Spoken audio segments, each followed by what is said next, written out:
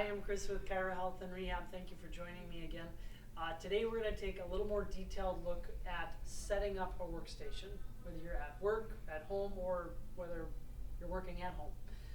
And there's a couple different possibilities. Most people start sitting and might spend a lot of time there. And so we're going to take a real close look at that first.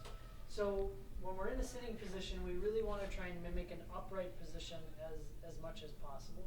So for most people, it might start with a chair or using something like a lumbar support or even a roll-up towel if you had to, just something to get a push into the low back and push you upright.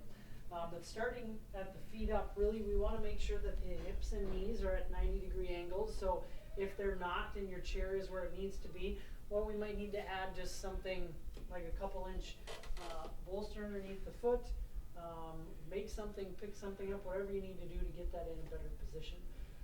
Because in looking at the chair height, we want to make sure that the elbows and wrists are sitting about even, or elbows just below the wrist when you're at the keypad.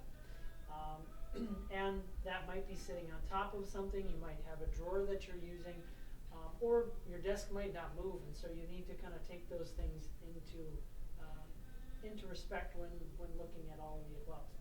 As we continue up, we want to make sure that the elbows are dropped just below the shoulders, okay, and that allows the body to stay a little more upright, keeping things close to you. And then the last thing, and this is the big one for most people, is screen height. Especially if you're looking at, or you're using a laptop, everything comes down in front of you, and so we need to create separation, either getting a different screen and typing on the laptop, or using the laptop screen and using a different keyboard. It's just not built for both. So in our case here, we're a little bit low. We'd want to get that screen up a little bit higher.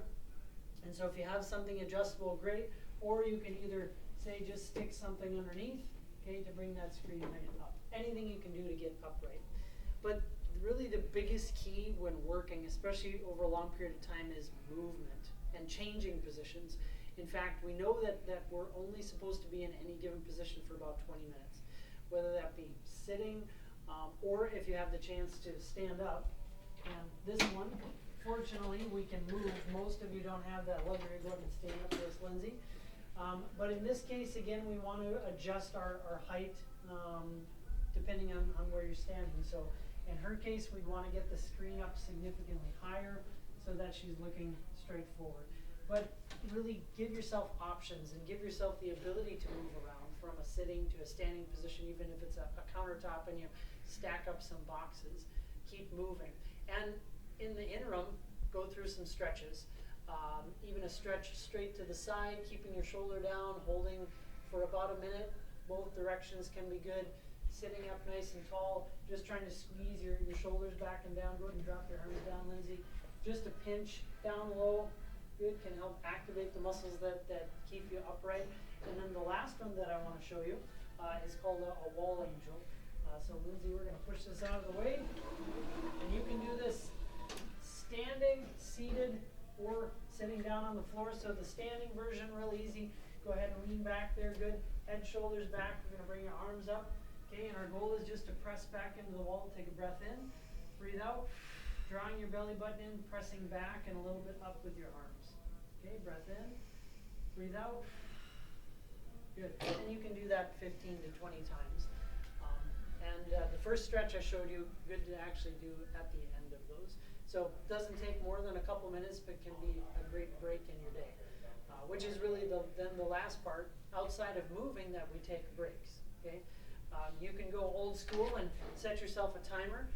Use your phone, computer, or use nature as your best timer, and get plenty of water in. And if you drink enough, you'll have to go to the bathroom enough that you're forced to get out of your seat.